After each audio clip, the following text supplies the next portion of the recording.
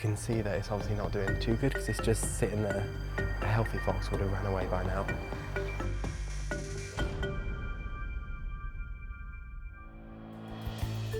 I'm Yussef Rafik and I'm a zoologist and former zookeeper. I've spent years working with animals, so I know how tough but also rewarding it can be. But now I want to try some of the more unusual wildlife jobs out there and meet the dedicated people behind them to find out if I have what it takes. Today I'm heading to the Fox Project, where they rescue and treat over 1,000 red foxes every single year, including up to 300 cubs.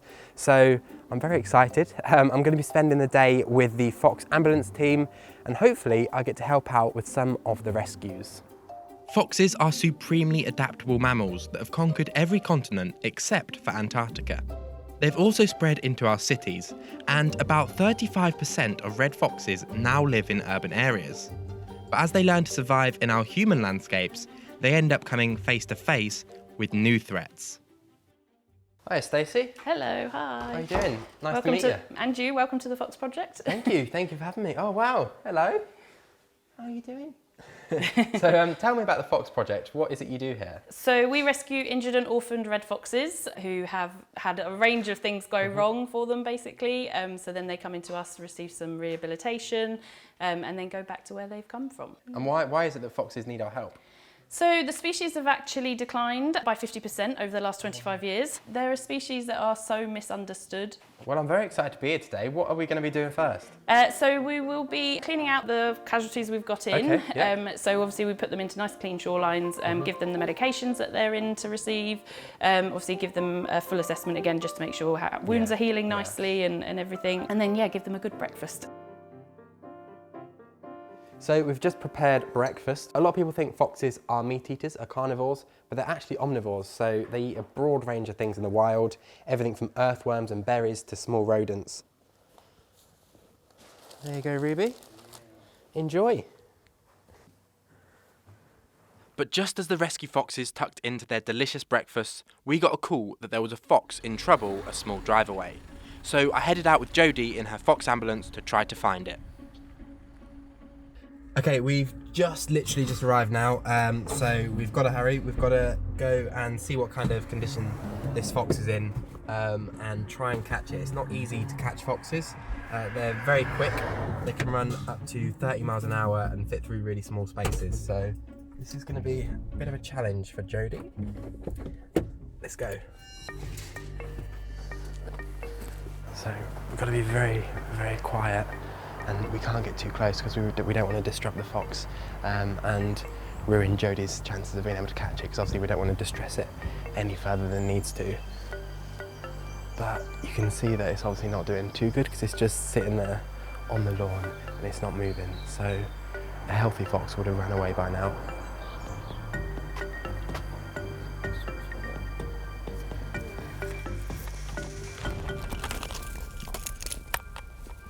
Can you bring the cage, please?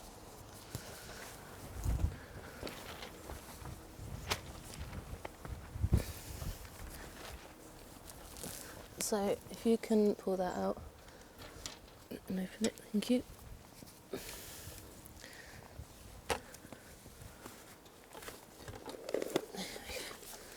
And get ready to close it. Okay. Ready? Yeah. There you go. That's it.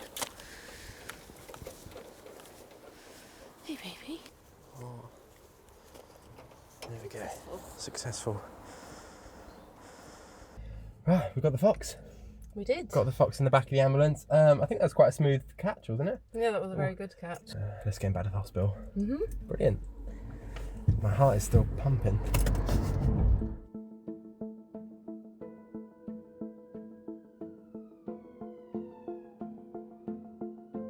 So we've just got back to the hospital now and we're just going to weigh the fox and then we've got to check its general health and see what kind of treatment it will need.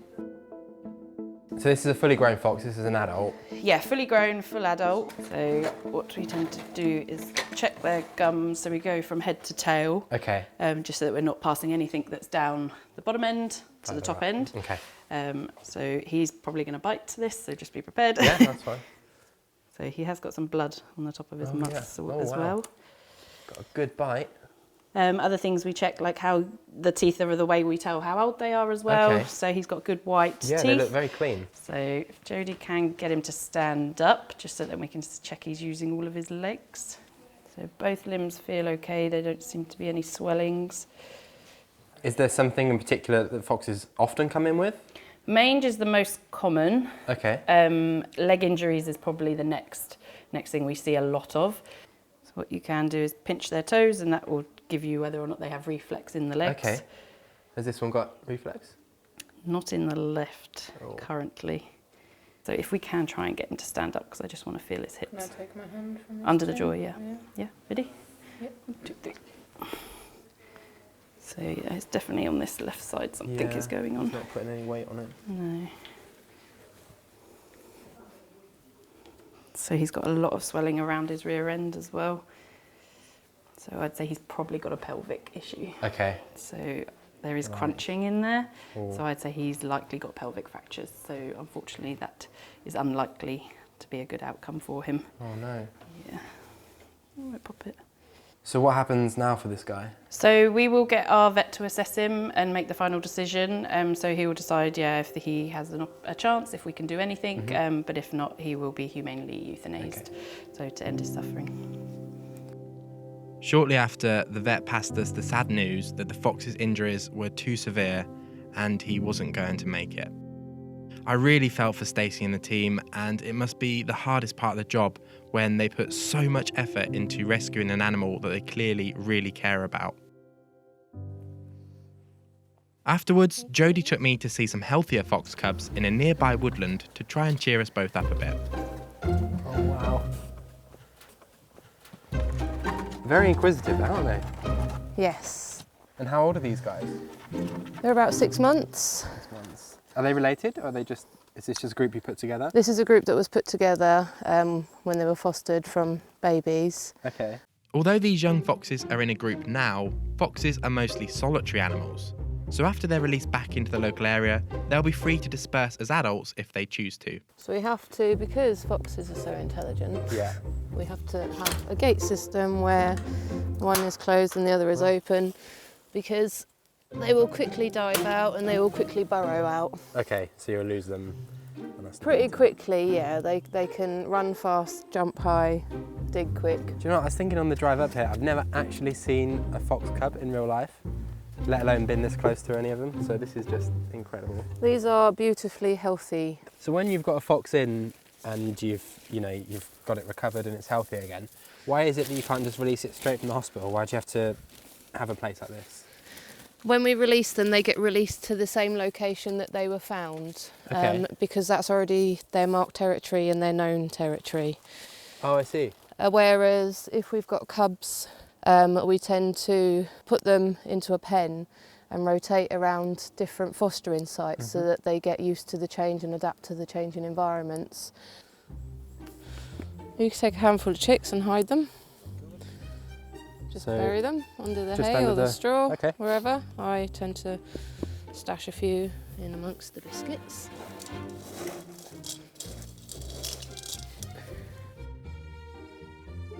Do moments like this make the job worthwhile? Yeah, definitely, absolutely. I'd come here in my free time and just watch them all day and do it. So it's just a bonus that it is my job. Whilst the cubs munched on their treats, we were called back to the hospital because a new emergency, a different cub, was about to arrive for assessment. Oh, we got a fox. Poor little guy. So you go for the scruff of the neck? Yeah. So that helps protect my hands and just almost acts like what his mum would do to him. Lovely, thank you. So if you pop that down. So he is 3.6 kilos. Is that good? Fairly good for a cub. Okay. We prefer above 4, really. Yeah, But yeah, so it's not kind of surprising. He's probably not getting as much food as the others, especially if he's got this bad mange. It's very sore. So what actually is mange? Because it looks rather nasty. So mange is caused by the canid mite. Sarcoptic mange is caused by a mite which burrows into the skin, causing intense itching. When the fox scratches, infections can then move in, so it's important that they're treated as soon as possible. Is it a pretty good prognosis? Yeah, if we've got them quick enough. Yeah. So obviously, if they're covered head to toe in the cracking, in the detritus, it is still a good prognosis. We've bought quite a few. Owen down the end, he came in absolutely covered head to toe. Okay. He's looking so much brighter Oh, already. brilliant. Okay. But it's something that, it's quite heartbreaking because it's something that's so easily treated.